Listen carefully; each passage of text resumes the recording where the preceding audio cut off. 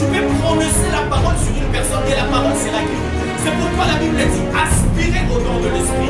Tu dois aspirer à recevoir l'onction de Dieu aujourd'hui et maintenant. Ce n'est pas pour appeler ce nom aujourd'hui.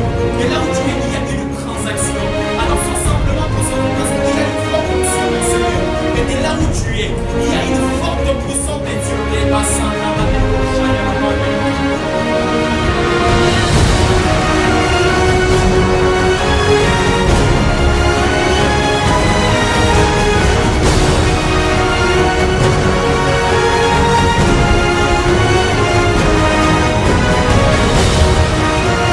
il danse. Tu es en train de rendre chaque partie de ton corps.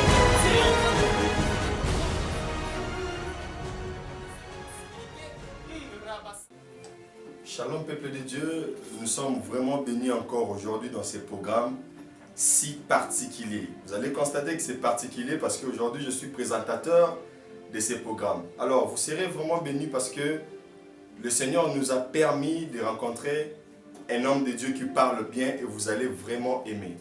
Sur un sujet, paix, sûreté. L'homme de Dieu en question s'appelle Pasteur Yannick Wanza. Alors par lui, le Seigneur va nous dire des choses. Je vous prie d'être vraiment concentré, d'être très serein, confortable avec vos petits écrans et vos téléphones afin que le Seigneur vous bénisse au travers de ces programmes. Merci beaucoup.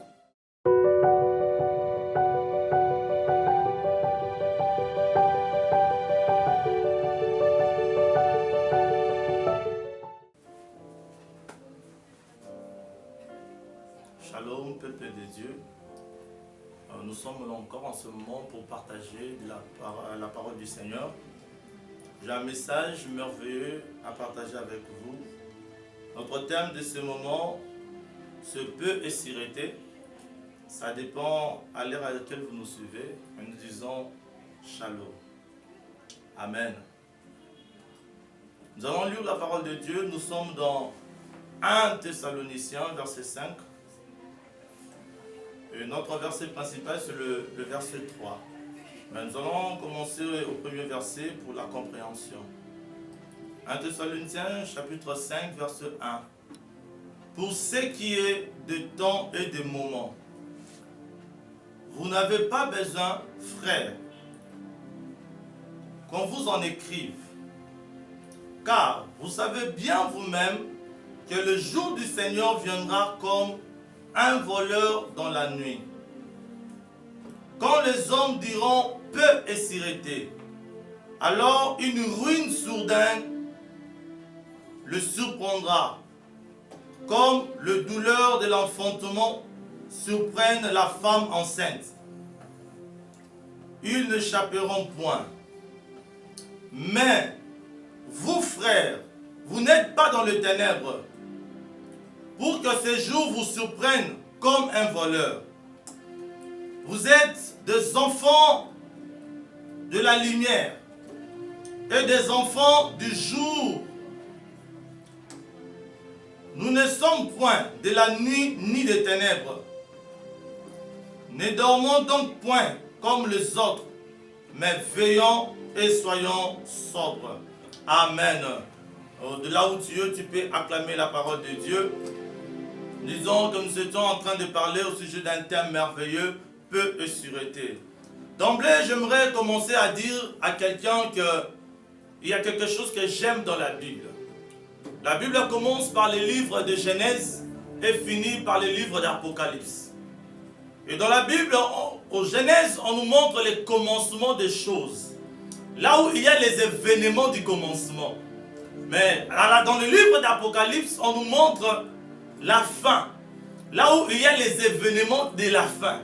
C'est-à-dire, si nous croyons que la terre a commencé quelque part, nous devons aussi croire qu'un jour, ça finira quelque part. Car la Bible dit, il y a chaque chose, il y a un début et la fin. Et l'Éternel lui-même dit qu'il est l'alpha et l'oméga. Donc celui qui est le commencement et la fin. Donc si Dieu, un jour, il a créé la terre et le ciel, un jour aussi, il y aura une fin où cette terre va disparaître. Et Dieu créera, comme la Bible nous dit, de nouvelles cieux et de nouvelles terres. Amen. Amen. Et ici, la Bible nous parle d'un phénomène qui va se passer pendant le temps de la fin. Je disais que comme le commencement a plusieurs événements, la fin aussi a plusieurs événements. Mais prochainement, nous allons parler des événements de la fin. Mais aujourd'hui particulièrement, nous tirons seulement un événement ou un phénomène qui va se passer avant la fin du temps, où la Bible dit, quand les hommes diront paix et sûreté, une ruine soudaine viendra surprendre les hommes. Quand les gens diront tout va bien, quand les gens diront tout marche bien, quand les gens feront tout ce qu'ils voudront, c'est alors que Dieu va surprendre la terre. Amen. Je suis en train de dire à quelqu'un que Dieu est un grand pédagogue. Il a enseigné ces choses, plusieurs passages dans la Bible, plusieurs histoires, plusieurs événements de la Bible. Mais nous allons seulement parler de deux. Nous allons parler de Lot. La Bible dit du temps de Lot, Lot vivait dans ces villes de Sodome et Gomorrhe où ils étaient bien. Ils vivaient une vie normale. Mais pendant qu'ils vivaient dans leur vie, ils ne savaient pas qu'un jour, le jugement allait venir sur ces villes. Alors, Abraham, là où il était, il savait que le jugement devrait venir à Sodome et Gomorrhe parce que Dieu lui avait dit qu'il devait punir Sodome et Gomorrhe. Mais l'autre, là où il était, et tous les habitants de Sodome et Gomorrhe ne savaient rien. Ils vivaient leur vie. Et c'est ainsi le jugement était arrivé d'une manière soudaine. Ils étaient surpris, le feu était en train de descendre. Mais comme Abraham connaissait cela, il était ami de Dieu, il était avec Dieu, il avait intercédé pour Lot, son frère. Et nous voyons comment, de la manière dont Dieu a sauvé Lot. C'est-à-dire quand les gens seront un peu distraits, quand les gens entreront dans une léthargie, quand les gens ne voudront plus chercher l'Éternel et disons que nous sommes bien, c'est alors que les événements malheureux ont commencé à venir. Il y a aussi du temps, nous pouvons aussi parler du temps de Noé, où les gens étaient là en train de boire de la boisson. Ils étaient en train de faire tout ce qu'ils pouvaient faire. Ils étaient en train de mener leur vie normale du péché. Mais pendant ces temps, Dieu avertit un de leurs pour leur dire qu'il y aura une ruine qui viendra, un désastre qui viendra, mais ces gens étaient distraits. Et ils n'ont pas voulu écouter la voix de Noé. Et pendant qu'ils vivaient leur vie normale, tout d'un coup, il y avait la pluie qui était descendue. Amen. J'aimerais dire à quelqu'un, nous sommes dans une période où Dieu est en train d'enseigner le monde entier. Pendant que le monde vivait une vie normale, une vie de routine, tout d'un coup, une maladie paraisse, où tout le monde est en train de bouger, où le monde entier est dans l'ébullition, où il y a des confinements un peu partout. J'aimerais dire ceci, Dieu est en train de nous enseigner des choses qui vont venir. Il y aura un jour, nous allons nous réveiller comme ça, et il y aura enlèvement, où l'épouse du Seigneur sera enlevée. C'est pour toi, frère, le temps de te préparer. J'aimerais dire à quelqu'un, c'est pour toi le temps de te préparer. Quand tous les gens diront, quand tout le monde diront, paix et sûreté, ils seront surpris. J'aimerais vous inviter à ne pas être distrait. J'aimerais inviter les gens à se réveiller de leur sommeil. Ce qui se passe pendant ce temps, dans le monde entier, partout, ça a commencé dans un pays et ça se répand partout. C'est un message que l'Éternel nous donne afin que les gens comprennent. Même quand vous ne direz rien, même quand vous continuerez à mener votre vie d'impudicité, de débauche, même quand vous vivrez dans l'homosexualité, il y aura un temps où tout va s'arrêter. Et Dieu viendra prendre l'église et nous passerons dans l'autre étape de la tribulation. J'aimerais dire ceci. Il y a plusieurs événements qui nous montrent que réellement nous sommes arrivés à un temps où Dieu va revenir bientôt. J'aimerais encore vous dire ceci. Que dans ce passage, nous voyons comment le Seigneur dit ceci. Il n'a pas donné les jours ni l'heure où il viendra. Mais la Bible nous montre seulement les événements qui concourent à sa venue. Quand les apôtres ont demandé quel est le jour où l'Éternel devait rétablir le royaume d'Israël, il leur seulement à montrer les événements qui vont venir avant que ce jour arrive. J'aimerais dire à quelqu'un, personne ne connaît le jour ni l'heure, mais les enfants de Dieu connaissent l'époque. Mais les enfants de Dieu doivent connaître les événements qui doivent arriver avant l'enlèvement, avant que le jour du Seigneur arrive. Et tu peux imaginer, dans le passage que nous avons lu, la Bible dit, vous n'êtes pas des enfants de ténèbres, mais vous êtes des enfants de la lumière. Donc si on est enfants de la lumière, nous sommes comme Abraham, celui qui est ami de Dieu. Et comme Abraham était ami de Dieu, il pouvait entendre Dieu lui dire, bientôt il y aura jugement sur Sodome et Gomorrhe, et Abraham va commencer à intercéder. J'aimerais dire aux gens, ceux qui ont l'Esprit de Dieu, ils doivent déjà commencer à intercéder, car bientôt le jugement viendra, car bientôt l'Église ne sera plus sur la terre. Dieu, Jésus, va venir prendre l'Église, il va venir prendre l'épouse, et nous allons passer à l'autre étape du temps de la fin. Ici encore, nous voyons comme Noé, lui, il était averti, mais les autres étaient en train de rêver. Et quand le jugement vient, quand la pluie commence, seul Noé et sa famille étaient sauvés. J'aimerais dire à quelqu'un, si tu es distrait, tu seras surpris par les désastres qui vont venir. Si tu es distrait, tu seras surpris par le feu qui va venir, par la souffrance qui va venir, l'angoisse qui va venir. En réalité, selon l'eschatologie biblique, la Bible nous parle et nous montre que ce moment n'est pas réellement un moment de paix et de sûreté. C'est un moment de paix et de sûreté selon les hommes. C'est-à-dire, c'est un semblant de paix et un semblant de sûreté. En réalité, ce n'est pas la vraie paix, parce que la vraie paix, c'est la paix que Jésus donne. Mais pendant ce semblant de paix, pendant que tu es en train de bien manger, pendant que tu es en train de voyager, pendant que tu es en train de faire des affaires, tu dis je suis dans mon job, pendant que tu es en train de travailler, tu dis je suis dans mon travail, et tu n'as pas le temps pour Dieu, tu seras surpris. Pendant que tu es en train de faire tes activités, à tout moment des avions, à tout moment des affaires, je dis, tu seras surpris. Tu dois avoir le temps pour Dieu. Donner à Dieu une place. Donner à Dieu une place dans ton cœur. Pour que Dieu t'inspire. Dieu va te guider. Dieu va te parler au sujet des choses qui vont venir.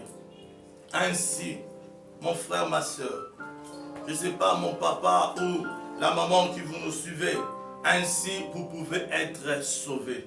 Certainement une ruine viendra. Comme je venais de dire, c'est comme cette pandémie de Covid-19. Cette pandémie de Covid-19 pour arriver n'a pas demandé l'autorisation. C'était comme un voleur. Tout d'un coup ça apparaît. Et ça commençait quelque part. Et ça commence à se répandre partout dans tout le monde.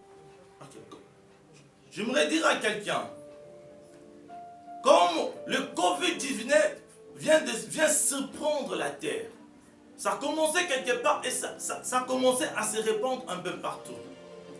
Les hommes étaient distraits, personne ne savait que ça viendrait. Mais ça créait des troubles au niveau économique, partout dans le monde. Dieu est un pédagogue. Dieu sait enseigner.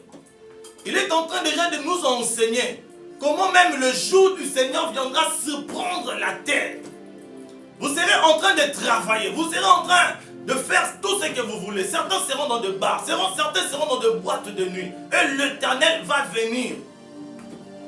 J'aimerais dire à quelqu'un, c'est le temps pour toi de donner ta vie à Jésus. Attache-toi donc à Dieu. Donne ta vie à Jésus. Et tu seras enlevé, et tu seras sauvé. Il y a plusieurs événements qui vont concourir à ce que nous puissions arriver à ce temps de la fin. Et la Bible nous montre qu'il y aura des guerres.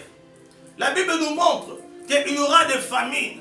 La Bible nous montre tant de choses où nous ne serons chronométrés à cause du temps. Mais nous voulons seulement dire aux gens, vous qui êtes en train de nous suivre, d'être prudents. Vous qui êtes en train de nous suivre, de quitter le sommeil, de vous réveiller, quitter cet état de léthargie. Car la Bible dit, le Seigneur viendra comme un voleur. Ce jour du Seigneur viendra comme un voleur. Il viendra surprendre les gens comme le voleur vient la nuit. Et la Bible ne s'est pas limitée là. La Bible dit encore, comme les douleurs de l'enfantement surprennent la femme enceinte, et ils n'échapperont point. C'est-à-dire les méchants n'échapperont point au jugement de l'Éternel. Laisse-moi te dire, même les femmes enceintes ne savent comment échapper de la douleur d'enfantement. Toutes les femmes peuvent en témoigner. Et la Bible dit, comme les choses ont commencé quelque part, les choses vont aussi finir quelque part. Alors où tu passeras ton éternité? Le monde est en train de finir. Où tu passeras ton éternité? Quand les gens diront peu et sûreté. Quand tu diras je serai dans mon travail, je suis à l'aise, je fais mon devoir, je fais ceci, je fais cela. L'Éternel pourra nous surprendre par une ruine soudaine.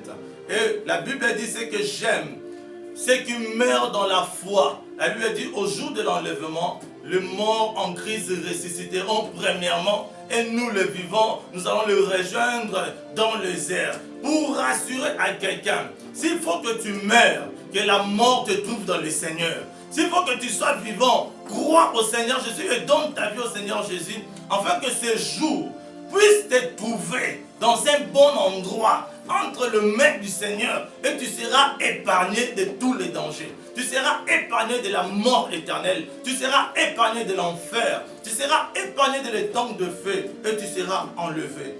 Que Dieu bénisse sa parole.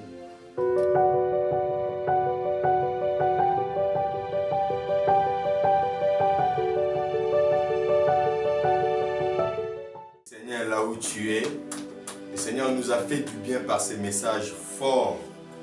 Alors bien-aimés, vous avez bien entendu le message, vous avez très bien compris, et nous prions que ces messages puissent rester dans votre âme et que ça produise de fruits.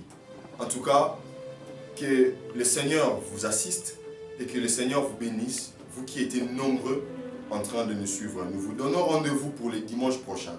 Et n'oubliez pas, comme d'habitude, comme nous le faisons souvent, de mettre un simple clic à la notification pour ne jamais rater aucun ou aucune de nos vidéos. Que le Seigneur de grâce vous bénisse abondamment.